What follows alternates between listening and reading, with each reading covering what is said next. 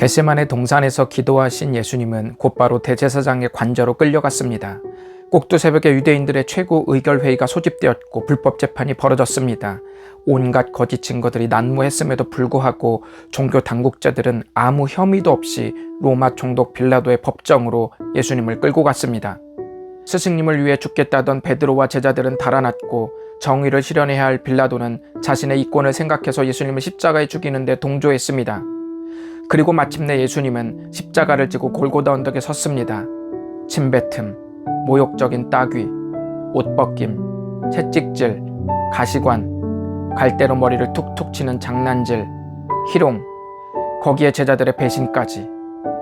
왜 예수님이 그런 대우를 받아야 합니까? 성경의 이야기 속에서 우리는 답답함과 억울함, 분노를 느끼겠지만 사실 우리는 알고 있습니다. 바로 나의 죄 때문이라는 사실을 말입니다. 오전 9시가 되자 예수님은 십자가에 못 박혀 장대에 높이 달리셨습니다. 장대 위에는 유대인의 왕이라는 조롱 섞인 죄패가 붙어 있었습니다. 지금부터 십자가의 현장에서 여기저기 들려오는 소리를 들어보실까요? 먼저 예루살렘 도성을 드나드는 사람들이 그 현장을 목격하더니 머리를 흔들고 혀를 차며 말합니다.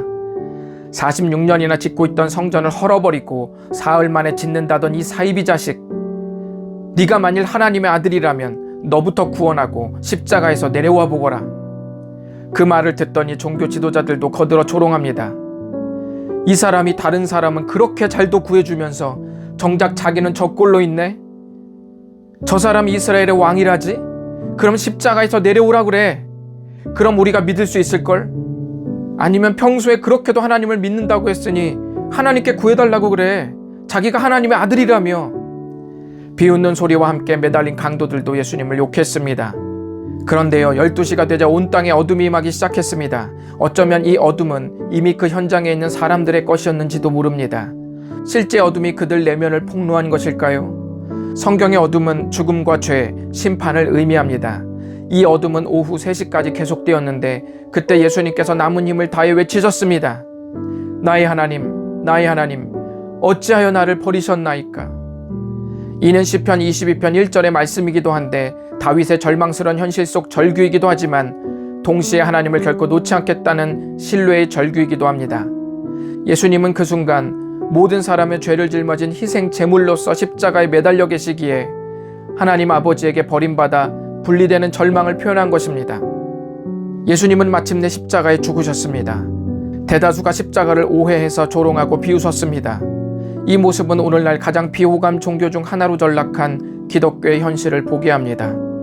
기독교를 향해 쏟아내는 조롱과 날선 비판은 성경을 왜곡하거나 오해해서 비롯된 것들도 있지만 물과 기름처럼 성경과 일상이 괴리된 우리들의 삶에서 온 것도 있습니다. 현대 사회에서 보는 기독교는 비상식적 집단이 되었습니다. 사람들은 차마 입에 담기 힘든 욕설로 예수님을 비난합니다.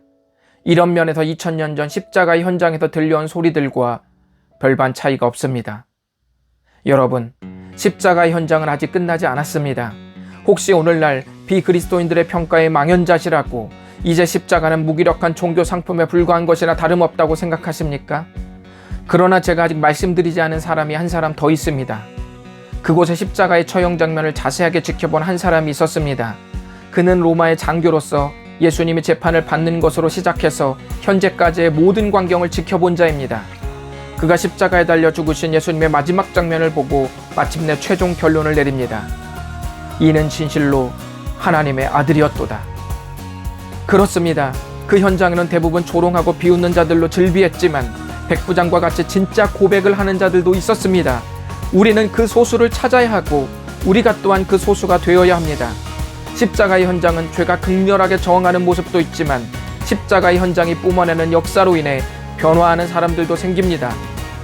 이제 예수님은 2000년 전 십자가에서 죽으시고 3일 만에 다시 살아나셔서 하나님과 함께 계십니다. 이제는 예수님이 육체로 계신 시대는 지났습니다. 우리가 모든 사람들이 만나게 될 십자가의 현장입니다. 예수님은 말씀하십니다.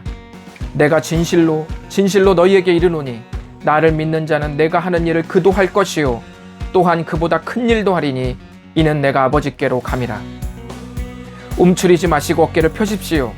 예수의 영이신 성령 하나님께서 우리와 함께 하십니다. 성령 하나님께서 여러분의 삶을 십자가 현장으로 만드실 것이고 제2, 제3의 백부장을 변화시키실 것입니다. 하나님을 위해 위대한 일을 시도하시고 하나님으로부터 위대한 일을 기대하십시오. 주여, 나의 일상이 십자가의 현장이 되게 하소서.